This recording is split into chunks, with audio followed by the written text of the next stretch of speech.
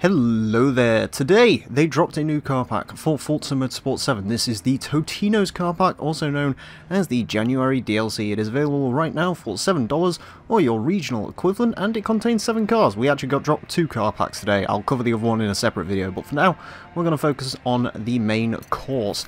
And it starts us with a juicy starter, the 2017 BMW Team RLL-M6 GTLM. That's a mouthful. Yes, it's a GT3 car. It's a modern GT3 car which people have been crying out for. It is the M6, which is a little bit of a weird choice considering I believe they're retiring this car for the M8 soon. But it is a pretty cool car, pretty cool history as well. I believe this is a pretty successful one of the cars. 500 horsepower, 454 foot-pound of torque, 2,756 pounds of weight, R-Class, unsurprisingly, 816 PI, front-engined rear-wheel drive. That one should be a bit of fun to play around with. I'm sure a lot of the racing enthusiasts are happy. Isn't particularly for me, but there you go. What is for me, however, is, well, the next couple of cars. We have the 1970 Citroen 2CV, 33 horsepower, 31 foot-pound of torque, 1,504 pounds of weight, EClass 100, which is the default number if you don't know, so this car is actually probably less than that. Front-engined, front-wheel drive. The mighty 2CV. This car has been rumoured for a long old while here in Forza. I believe they found it in the Forza Horizon 3 code. But we finally have the 2CV, and it should be a glorious thing to play around with. I've heard about the engine swaps.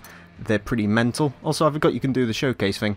Yes, look at the amazing bodywork of the mighty 2CV. It's stupid. I love it. Yeah, that should be a lot of fun to play around with. However, the car I was most excited for in this pack was a car which I was actually going to talk about when I did my DLC showcase wishlist video that I should have done months and months ago. It is the 1997 Lotus Elise GT1, 350 horsepower, 295 foot-pound of torque, 2,425 pounds of weight, S-Class, 714, mid-engined rear-wheel drive. This is a car which I've been longing for since Gran Turismo 2. It is well, it wasn't particularly successful. It isn't a particularly good race car, but it is a rather interesting one. I think it looks absolutely fantastic. It is probably my favourite of the GT1 cars, mostly because it was kind of the underdog when you compare it to the Porsches and the Mercedes and so on and so forth. Yeah, woefully unreliable, but should be a lot of fun to play around with here in Forza.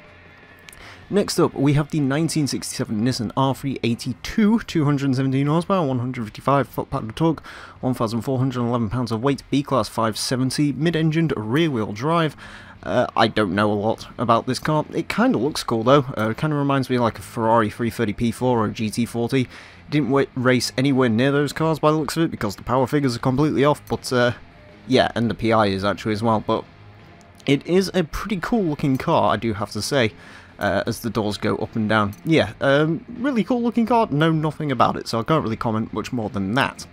Next up, 1993 Porsche 911 Turbo S Leichtbau.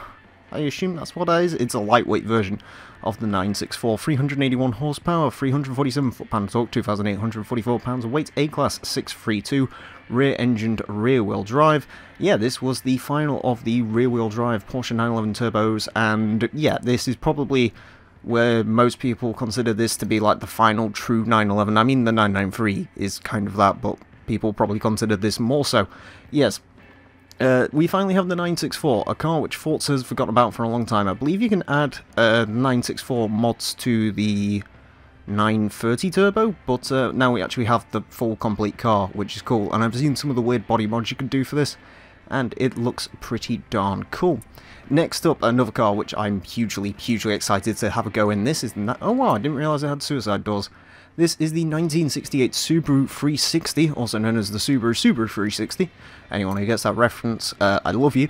This has 25 horsepower, 25 foot-pound of torque, 1,143 pounds of weight, E-Class 100, again probably below the lowest value, rear-engined rear-wheel drive. Yeah, Subaru 360.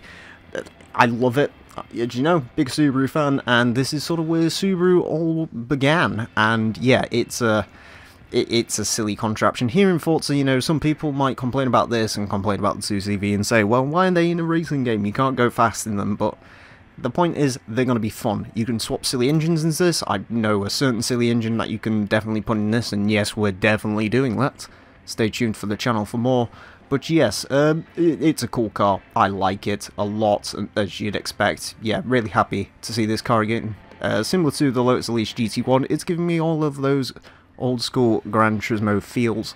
And finally, the 1967 Volkswagen Type 3 1600L. A car which I know absolutely nothing about. 65 horsepower, 87 foot-pound torque, 2,116 pounds of weight, rear-engined rear-wheel drive. This is, well, the third Volkswagen along with the Beetle and the VW campervan. This one, I believe, has an engine which they effectively call the Pancake because it allows for more luggage room. Not a hugely interesting looking car. I would have preferred the estate version of this car. But, you know, I guess it finishes off all of the Volkswagens, and yeah, this is another one which I believe has been in the files for a while, so a lot of people probably looking forward to this. But yes, that is the Totinos Car Pack. What do I think of it? I think it's absolutely glorious. I love this car pack. Probably my favourite one since the game's launch, to be honest. As much as I love that one with the Alfa Giulia, Abarth 124, this one just has a bunch of cars which I'd never expect them to add. I wasn't expecting the Elise GT1 or the Subaru 360, but I'm so glad they've done it because, yeah, it's fulfilled my wildest dreams. Please do let me know what you think of this car pack, whether you'll be picking it up or have already played around with the cars, what do you think of them, so on and so forth. I will be doing some content on this pack. Also, I just noticed, everything in this pack is really lightweight. The heaviest car in this pack weighs 2,844 pounds. Interesting. But yes, do let me know what you think of this pack. And yeah, thank you all very much for watching. Until next time, friends. Farewell. I got so many eyes watching me.